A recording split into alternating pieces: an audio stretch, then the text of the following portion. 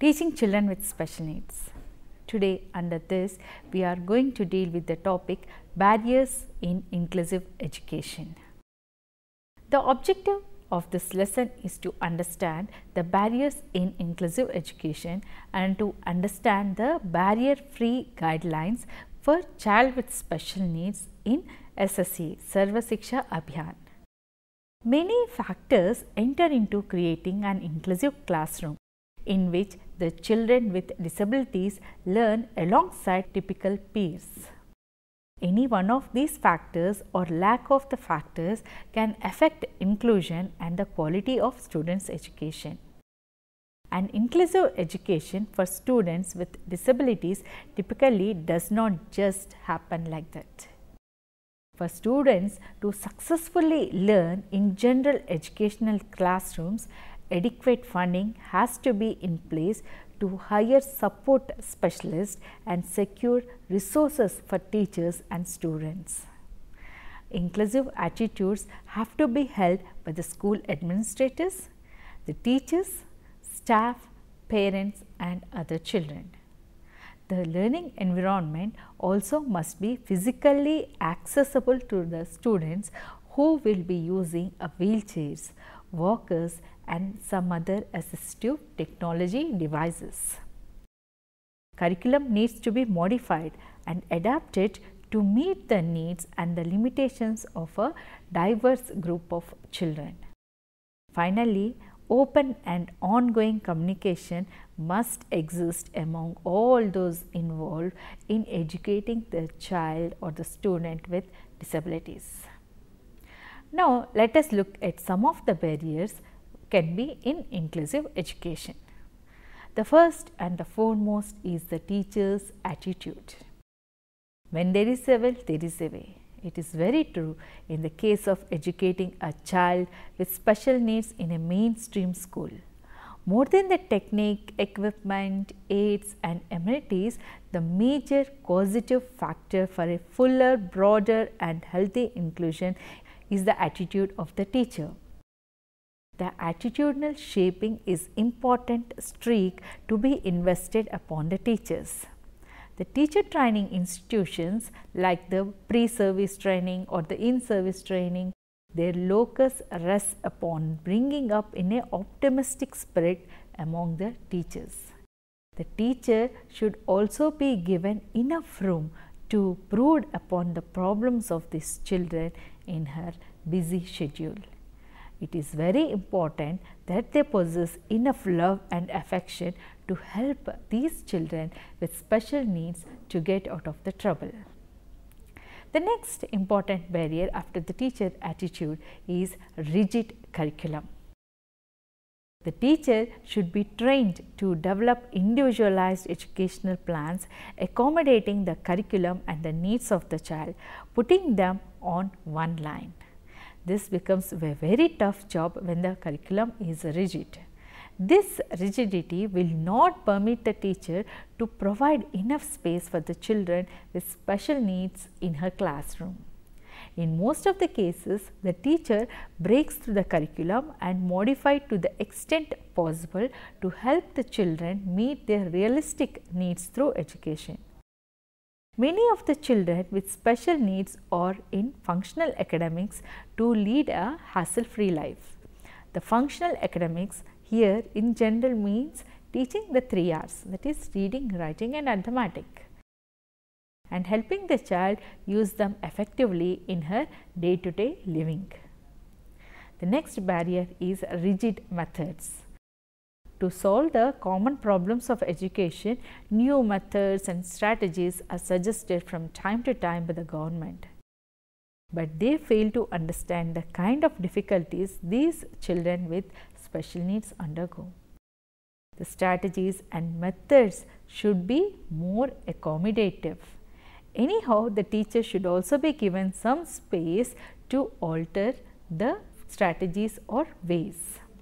For example, the activity based learning is introduced. No doubt it is good method, especially it gives a freedom for the children to grow up in their own pace. but the heart of the system lies in the cards that are provided, which are highly inaccessible to a visually challenged kids.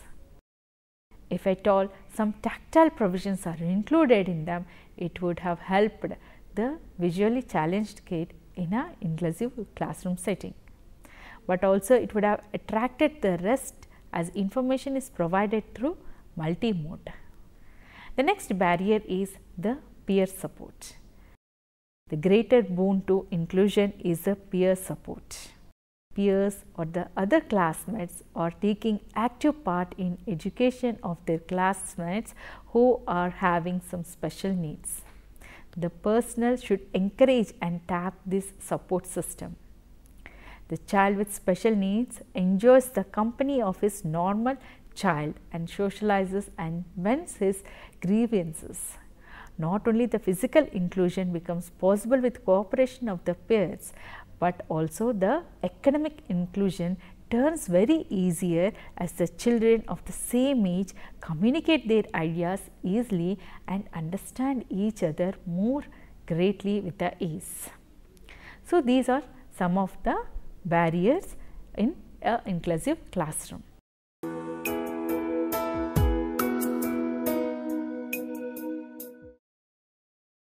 The physical conditions and the psychological climate of the institutions to deny or accept the students with special needs. In Indian condition, the infrastructural barriers shall not be removed easily as it may involve a lot of money. For example, an inaccessible staircase shall be accessible with the help of a friend who is ready to carry the child with special needs. Teaching aids and equipment. Innumerable equipment are found every day throughout the world to help these children with special needs to come out of their difficulties. Such supportive devices, equipment should be widely used to help these children. There should be a cell created to disseminate such information. Such cells should collect the information pertaining to the latest resources that are available, and also the teacher and the parents should be encouraged to use them.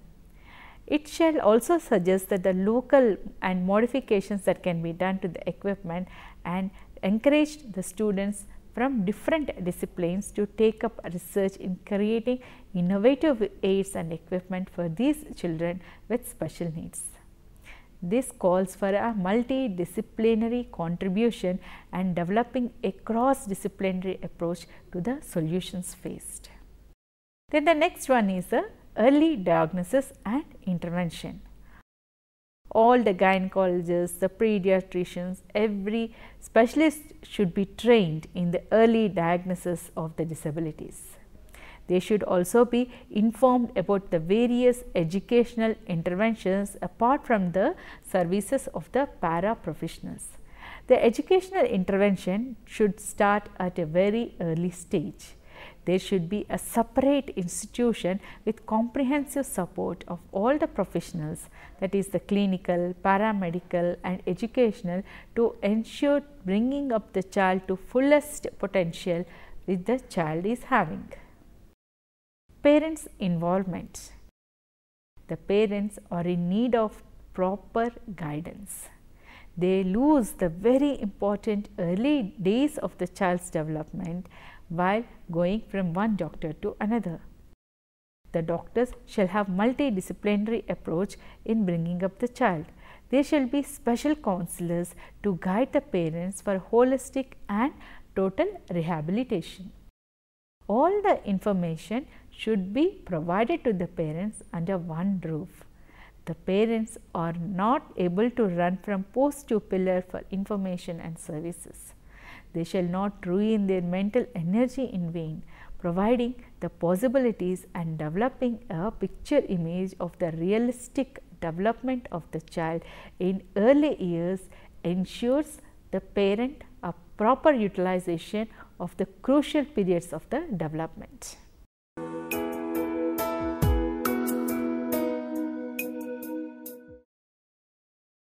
The society and the local communities shall support the inclusion.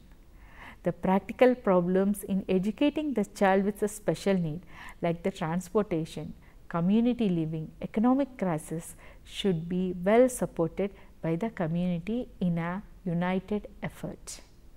Each one taking up some small part of the responsibility will lessen the burden of the parents, teachers and the school.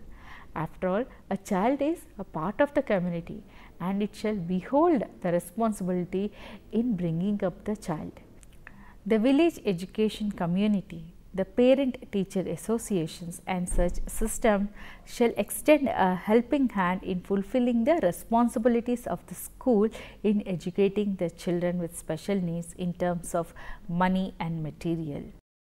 In order to achieve the real inclusion, all the learning opportunities provided throughout the school like the play, the sports and other club activities has to be strictly inclusive.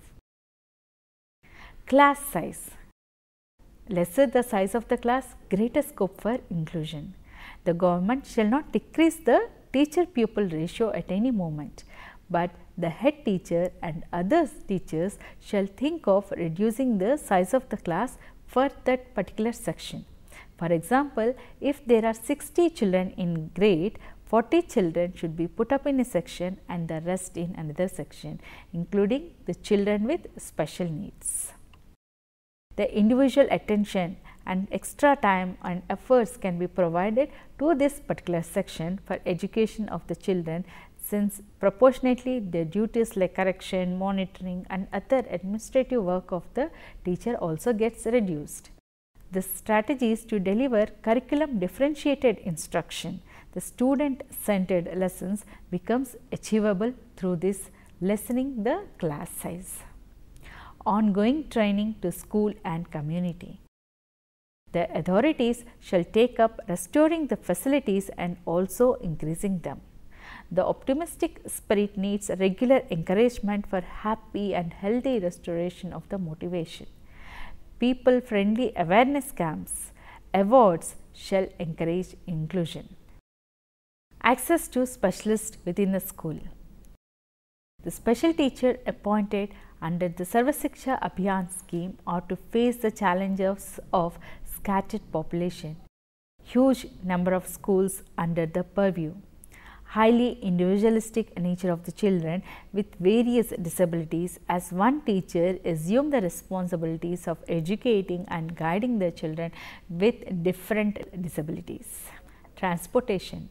Creating network between and among the regular staff, short time span.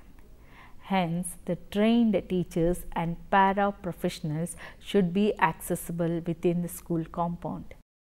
The special teachers should be available within the school premises for immediate support and provision and proper usage of the resources or materials, the adaptive materials and technologies, and to offer adequate support and services for these students. Networking. Networking also improves the quality of services and brings in scope for viewing the problems from several and different angles. This network will be the real brain master for diagnosis and remedies.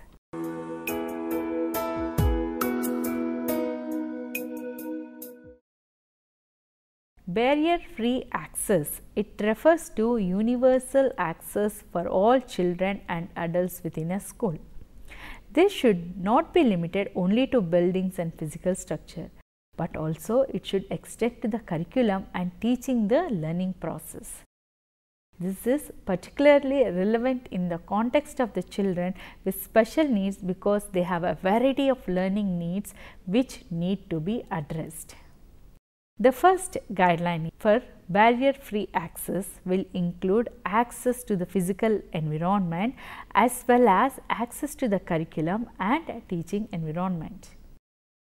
Whereas the access to physical environment mainly takes care of the children with orthopedic impairment as well as visual impairment, access to curriculum and teaching learning environment is particularly important for the children with visual impairment, with hearing impairment, cerebral palsy child and a child with multiple disabilities.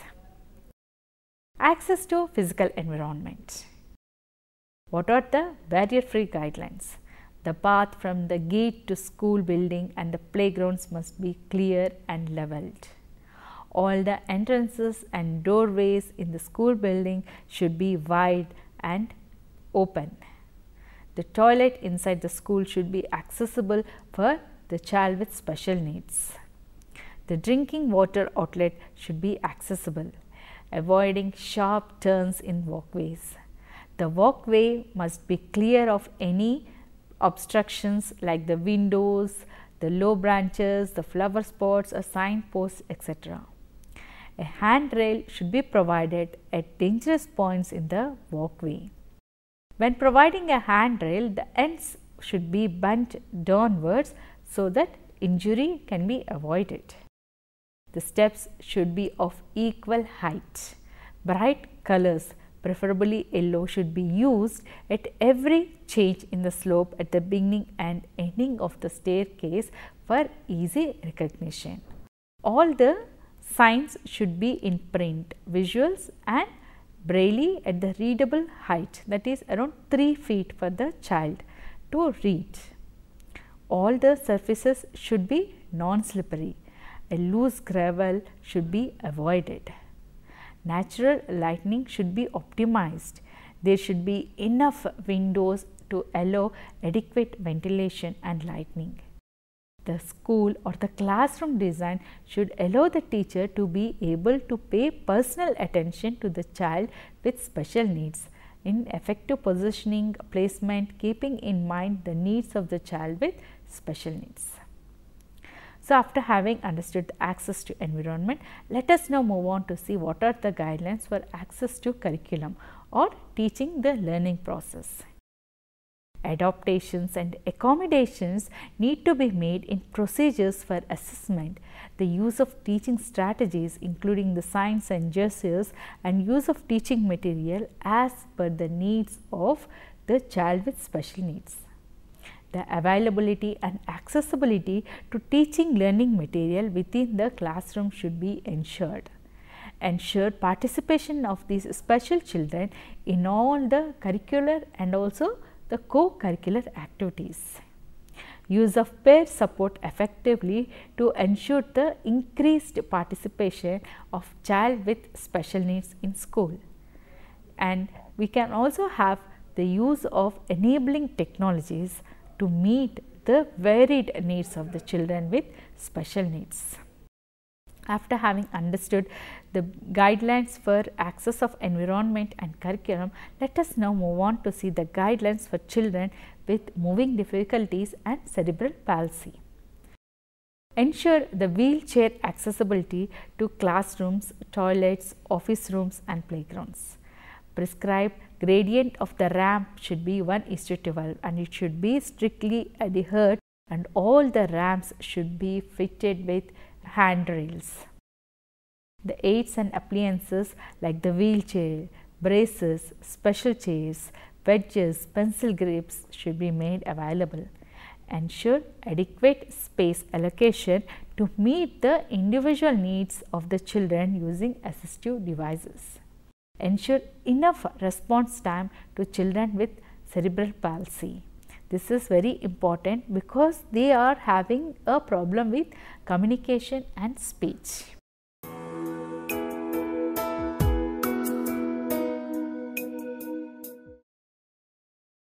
Since the focus is on adaptation in teaching learning process, the emphasis when teaching a child with intellectual difficulties is that the ensurety of the visual, tactile and pictorial learning aids are available and accessible. The level of the difficulty of both the language and content need to be adopted as per the comprehension level of the child. The use of concrete objects like the teaching learning material should be emphasized. Give enough time for the individual teaching learning opportunities. Basing on the child's level of understanding, the content and evaluation should be adopted. Now, let us see what are the guidelines for children with hearing difficulties. Since language and communication is a major barrier for this group of children, we have to provide a suitable hearing aids. and their maintenance should be ensured. The resource teacher should provide auditory training to make optimum use of the residual hearing for this child.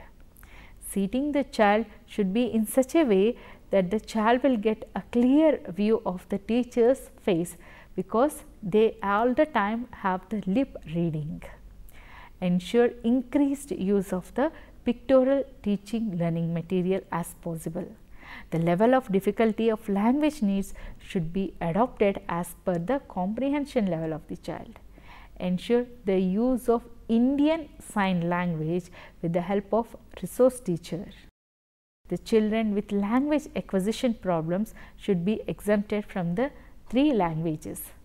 The sign languages can be used as an option for this. Now, let us see the guidelines for children with visual difficulties. Ensure the availability of accessible teaching learning material, that is Braille, large print text, audio text, and sometimes e-texts are also available for these children with visual difficulties. Make sure that the science labs are accessible by Braille labeling them, and tactile charts and tactile diagrams should be available for these children. Ensure increased use of verbal instructions and directions while teaching the children with visual difficulties. Ensure the availability and use of the embossed tactile teaching learning material. Availability, training and use of the aids and appliances like the Braille, Taylor frame, white canes, abacus should be ensured for the teacher. The availability and training in screen reading, scanning the software should be done. Training in daily living skills like orientation and mobility must be provided to the children with visual difficulties. Ensure effective orientation of the children with visual difficulties in school environment with active involvement of the peers. Seating of the child with low vision should be that he or she will be getting a clear view of the teacher and blackboard. Now, let us see what are the guidelines for children with multiple disabilities. The availability, training and use of proper aids and appliances should be ensured. Access to communication and information is required in language through interpreters. Information should be provided in appropriate format. Teaching needs to be more application oriented. Training in mobility and daily living skills should be provided with the support of the resource teacher.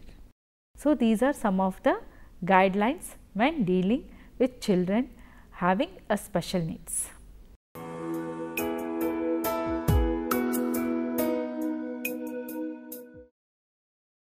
The curriculum for these children should be a child centered, keeping in mind the child's psychological development, interests and specific learning needs.